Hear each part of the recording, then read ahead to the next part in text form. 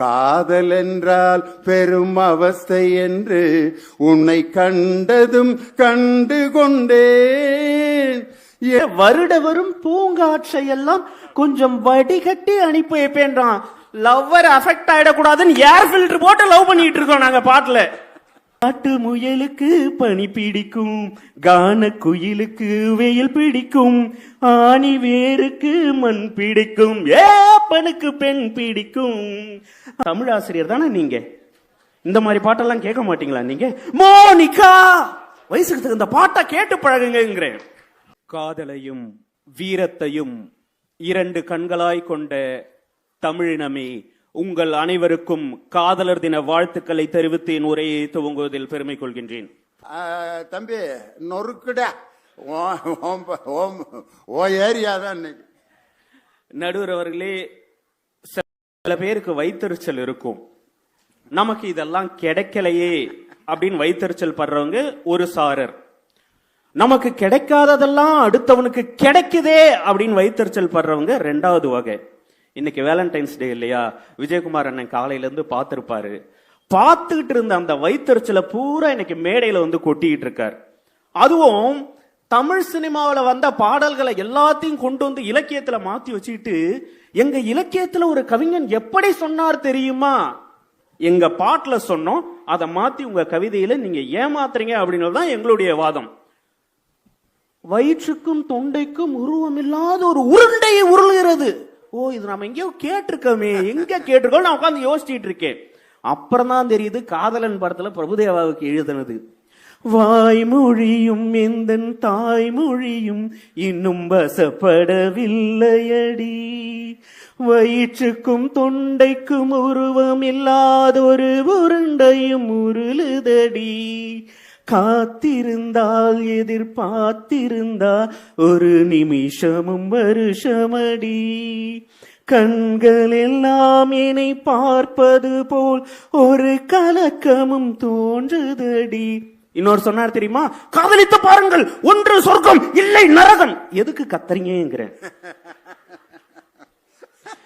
அவன் கேட்டான் sir, cinema பாட்டுல திரை இசையில அழகா கேட்டான், இது சொர்க்கமா நரகமா சொல்லடி உள்ளபடி, நான் வாழ்வதும் விடை கொண்டு போவதும் முந்தன் வார்த்தையில் உள்ளதடி. இனி ஒன்னு என்ன சொல்லி வைங்க. என்னவளே அடி என்னவளே, எந்தன் இதயத்தை தொலைத்து விட்டேன், எந்த இடம் அது தொலைந்த இடம், அந்த இடத்தையும் மறந்து விட்டேன், உந்தன் கால் கொலுசில் அது தொலைந்ததென்று உந்தன் காலடி தேடி வந்தேன். காதல் என்றால் பெரும் அவஸ்தை என்று உன்னை கண்டதும் கண்டு கொண்டேன், என் கழுத்து வரை இந்த காதல் வந்து இரு கண்விழி பிதுங்கி நின்றே. போங்க ரெண்டு பேரும் கிளம்பி. கோகிலமே நீ குரல் கொடுத்தால் உன்னை கும்பிட்டு கண்ணடித்தேன், கோபுரமே உன்னை சாய்த்து கொண்டு உந்தன் கூந்தலில் மீன் பிடித்தேன், வெண்ணிலவே உன்னை தூங்க வைக்க உந்தன் விரலுக்கு சொடுக்கெடுத்தேன், வருட வரும் பூங்காற்றையெல்லாம் கொஞ்சம் வடிகட்டி அனுப்பி வைத்தேன். போதுமா? இப்பதான் நடுவர்களே நம்ம ஏரியாவுக்கு வரீங்க. யோசிச்சு பாருங்க, வருட வரும் பூங்காற்றையெல்லாம் கொஞ்சம் வடிகட்டி அனுப்பி வைப்பேன்றான். லவ்வர் அஃபெக்ட் ஆயிடக்கூடாதுன்னு ஏர் ஃபில்டர் போட்டு லவ் பண்ணிட்டு இருக்கோம் நாங்க பாட்டுல. சும்மா வந்துட்டு விஜயகுமாரனே, முதல்ல காதலிக்காக காத்து இருந்திருக்கீங்களா நீங்க? சார், ஒரு நிமிஷம் காத்துக்கிட்டு இருப்பான் சார், ஒரு மணி நேரம் காத்துட்டு இருப்பான், ஒரு நாள் காத்துட்டு இருக்கலாம், ஒரு வாரம் காத்துட்டு இருக்கலாம், ஒரு வருஷம் கூட காத்துட்டு இருக்கலாம் சார். ஆனா காதலிக்காக காத்துட்டு இருக்கிறத எங்களுடைய திரை இசை கவிஞன் தான் சார் அழகா சொன்னா, இதுவரைக்கும் உங்க இலக்கியத்துல சொல்லாத வகையில. உனக்கெனவே காத்திருந்தாலே காலடியில் வேர்களும் உழைக்கும், காதலில் வலியும் இன்பம் தானே மானே. உனது பேர் எழுதி பக்கத்துல எனது பேரை நானும் எழுதி வச்சேன், அத மழையில் நனையாம கொட பிடிச்சேன், மழை விட்டு நான் நனைஞ்ச. ஏ புள்ள புள்ள காதலிய பிள்ளையாவே பாக்குறான் சார். அதே கவிஞன் தான் சொல்லி இருப்பான், தந்தை அன்பு அது பிறக்கும் வரை, தாயின் அன்பு அது வளரும் வரை, தோழி ஒருத்தி வந்து தரும் அன்போ உயிரோடு வாழும் வரைன்னு சொன்னான். தமிழாசிரியர் தானே நீங்க? இந்த மாதிரி பாட்டெல்லாம் கேட்க மாட்டீங்களா நீங்க? மோனிகா வயசுக்கு இந்த பாட்டை கேட்டு பழகுங்கிறேன். நீங்க அதுல இன்னொரு சொன்னார் தெரியுமா, விளக்கை எரிய வைத்து வெட்கத்தை அணைத்து விட்டால் நீங்க கரண்ட் பில்லு கட்டதை விட்டுட்டு ஸ்கூல் ஃபீஸ கட்ட வேண்டியதா இருக்கும். இதை கூட எங்க கவிஞர் தானே சொன்னான். உங்க கவிஞர்லாம் சொல்லல, நாங்க தான் பாம்பேன்ற படத்துல பாட்டுல சொன்னோம். காட்டு முயலுக்கு பனி பிடிக்கும், கான குயிலுக்கு வெயில் பிடிக்கும், ஆணி வேருக்கு மண் பிடிக்கும், ஏப்பனுக்கு பெண் பிடிக்கும், அரசன் மகளுக்கு வால் பிடிக்கும், அழுத குழந்தைக்கு பால் பிடிக்கும், புருஷன் ஜாமத்தில் கணக்கையிலே பொம்பளைக்கு கிளி பிடிக்கும். அந்த பாட்டுல தான் கடைசி வரி வரும்.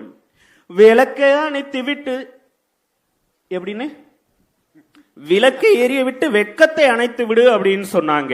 நாங்க ஏதோ தாய பத்தி தந்தைய பத்தி பாசமே இல்லாம வெறும் காதலை மட்டுமே கொண்டாடின திரை இசை பாடகர்கள் மாதிரி எங்களை அவ்வளவு குறை சொல்லிட்டு போயிட்டாரு. எங்களுடைய கவிஞர் தான் சார் எழுதினாரு, மன்னன் அப்படின்ற படத்துல தாயின் பாசத்தை, தாயை எவ்வளவு கொண்டாட வேண்டும் நாங்க தான் சொன்னோம். விஜயகுமாரனை கேட்டிருக்கீங்களா? ஐயப்பன் கோயிலே அதை தான் பாட்டா எழுதி கல்வெட்டுல செதுக்கி வச்சிருக்காங்களாம். பசும் தங்கம் புது வெள்ளி மாணிக்கம் மணி வைரம் அவையாவும் ஒரு தாய்க்கு ஈடாகுமா, விலை மீது விலை வைத்து கேட்டாலும் கொடுத்தாலும் கடை தன்னில் தாயன்பு கிடைக்காதம்மா, பொருளோடு புகழ் வேண்டும் மகனல்ல தாயே, உன்னருள் வேண்டும் எனக்கு அந்த வரம். போதுமே விஜயகுமார்னா, அம்மா என்று அழைக்காத உயிர் இல்லையேன்னு சொல்லி காலத்தை கடந்து நிற்கின்ற பாடல் எங்களுடைய திரை இசை பாடல். சிறைன்னு ஒரு படம் பார்த்திருக்கீங்களா நீங்க? லேட்டஸ்டா வந்துச்சு. நீலோத்தின்னா என்னன்னு தெரியுமா உங்களுக்கு? சார் நீலோத்தி அப்படின்னு ஒரு பாடல் சார், சத்தியமா சொல்றேன் சார், இது வரைக்கும் எத்தனையோ பாடல்களை கேட்டிருக்கேன். அந்த படத்துல கதாநாயகன் தன்னுடைய அறியாமையினால ஒரு அசம்பாவிதம் நடந்து ஜெயில 5 வருஷமா விசாரணை கைதியா மட்டுமே இருக்கான் சார். அவனுக்கு தெரியல சார், அப்பீல் பண்ணணும் அப்படின்றதே தெரியல. அவன் காதலி 5 வருஷமா, ஆனா ஒவ்வொரு தடவையும் அவன் கோர்ட்டுக்கு வரும்போது வந்து பார்த்துட்டு போறா. கவிஞன் எழுதியிருக்கான் சார், எவ்வளவு அழகா எழுதியிருக்கான் தெரியுமா? நினைச்ச வாழ்க்கை வேணும்னு நெஞ்சோம் கடந்து ஏங்குதே. அடுத்த வரிதான் சார் முக்கியம். அவன் எத்தனையோ சாமியை கும்பிட்டு இருக்கான் சார். காதலனும் காதலியும் எவ்வளவோ சாமியை கும்பிடுறாங்க. ஆனா ஒரு காவல்துறை அதிகாரி தான் சொல்றான், நீ போய் நீதிபதி ஐயா கிட்ட காலில் விழுந்துருங்க, பேசுங்க, பேசி உங்களை புரிய வைங்கன்னு சொல்றாங்க. அதை புரிய வச்சுட்டு வெளியில வந்தான் இல்லையா, அவனுக்காக அந்த கவிஞன் திரை இசையில எழுதியிருக்கான், படைச்ச சாமி கேட்காததையும் படிச்ச சாமி கேட்டதே அப்படின்னு எழுதினானே. இதை விட அழகா எழுத முடியுமா சார்? எல்லோரையும் போல நல்லாரு போனால நீதி தரும் சேதி வரும் நமக்குண்டு அழகிய எதிர்காலம். விஜயகுமாரனே, நீ முதல்ல லாந்தர்னா என்னன்னு தெரியுமா உங்களுக்கு? காதல்ல ஏங்கி தவிக்கிறதுக்கு பேரு லாந்துறேன் அப்படின்னு ஒரு வழக்கு மொழி இருக்கு. அத கூட பாட்டுல சொன்னது நாங்க தான். நடுவர்களே, திரை இசை பாடல்கள் அப்படின்றது ரசிகர்களுக்கு புரியும், கேட்ட உடனே புரியும். உங்க இலக்கியம் புரியுமா? வந்ததுல இருந்து சிலப்பதிகாரம், நான்மணி கடிகை, 40 இனியவை 40 கார் 40 களவழி 40 அங்கிட்டு இருந்து 4 பசங்க தெரிச்சு ஓடி போயிட்டாங்க. பள்ளிக்கூடத்தை விட்டு புத்தக திருவிழாவுக்கு தான் இங்கிட்டு வந்து பாடம் எடுக்கிறாருன்னு. ஐகார குறுக்கம், அவுகார குறுக்கம், மகர குறுக்கம், ஆயுத குறுக்கம், ஒற்றல படை, இன்னிசை அலப்படை, ஆகா சார் வெயில் அப்படின்னு ஒரு படம் சார். சின்ன வயசுலயே அவங்க அப்பா கதாநாயகனை அடிச்சு துரத்திடுறாரு, வீட்டை விட்டு ஓடி போயிடுறான். ஒரு தியேட்டர்ல போயிட்டு வேலை செய்யறான். அந்த தியேட்டருக்கு எதிரில ஹோட்டல் வச்சிருக்கிறவருடைய பொண்ணு அந்த கதாநாயகனை விரும்புது சார். ஊரை விட்டு ஓடி வந்துட்டான் இல்லையா, அவன் காதலி கிட்ட சொல்றான் சார். அத கவிஞன் எவ்வளவு நுட்பமா எழுதியிருக்கான் பாருங்க. ஊரை விட்டு எங்கேயோ வேறிருந்து நிக்கிறேன், கூடு தந்த கிளி பெண்ணே ஒன்னாலதான் வாழுறேன். அவ பதில் சொல்றா சார், கூறப்பட்டு சேலதான் அங்க சொல்லி கேட்கிறேன், கூடு விட்டு கூடு பாயும் காதலால சுத்துறேன். அடுத்த வரிதான் சார் உலகத்தில் எந்த இலக்கியவாதியும் எழுதாத வரி சார். கடவுள் கிட்ட கருவற கேட்டு ஒன்ன சுமக்கவா.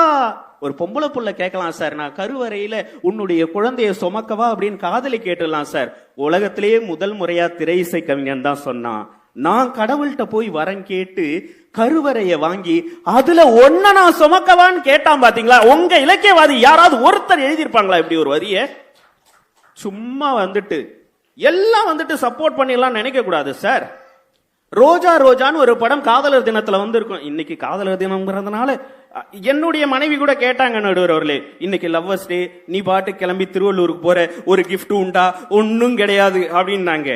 அப்படி கேட்கின்ற அத்தனை மனைவிகளுக்கும் கணவர்கள் சொல்ல வேண்டிய ஒற்றை பதில நான் எழுதிட்டு வந்திருக்கேன். இதை எழுதி வச்சுட்டு போய் நீங்க வீட்டுல சொல்லுங்க. ஒன்றுமில்லை, காதலர் தினத்திற்கு பரிசு தரவில்லை என்று கோபித்துக் கொள்கிறாய், காதலர் தினத்திற்கு பரிசு தரவில்லை என்று கோபித்துக் கொள்கின்றாய். இந்த ஜென்மத்தில் காதலிப்பவர்களுக்கு மட்டும்தானடி பரிசுகளும் கொண்டாட்டமும். யுகம் யுகமாய் காதலிக்கும் நமக்கு எதற்கு அதெல்லாம்? யூஸ் பண்ணீங்க. திடீர்னு பேசிட்டு இருக்கும்போது வீட்டுக்காரமா ஞாபகம் வந்துருச்சு பாரு. நாங்கெல்லாம் நினைச்சோம்னா வாயே திறக்க முடியாது. அடிக்கிற நடுவர்களே, காதலர் தினத்துல அந்த பாடல் வரும். நீங்க யோசிச்சு பாருங்க, இதை கற்பனை பண்ணி பாருங்க. உங்க இலக்கியவாதிகளால இந்த மாதிரி கற்பனை உலகத்துக்கு கூட்டு போக முடியாது. இதை மட்டும் கற்பனை பண்ணி பாருங்க. நிலத்தினில் உன் நிழல் விழ ஏங்குவேன், நீ போனா உன்னுடைய நிழல் வந்து அந்த நிலத்துல விழணும் அப்படின்னு நான் ஏங்குவேன். எதுக்குடா அப்படி ஏங்குறேன்னு கேக்குறாங்க. அந்த கவிஞர் பதில் சொல்றாரு, நிலத்தினில் உன் நிழல் விழ ஏங்குவேன், நிழல் விழுந்தால் மணலையும் மடியினில் தாங்குவேன், உடையனை எடுத்து என்னை உடுத்து நூலாடை கொடிமலர் இடையினை உறுத்தும் ரோஜா. அடுத்த வரிதான் சார் ரொம்ப முக்கியம். உன் பேரல்ல நான் சொன்னதும் என் வீட்டு ரோஜாக்கள் பூக்கின்றன.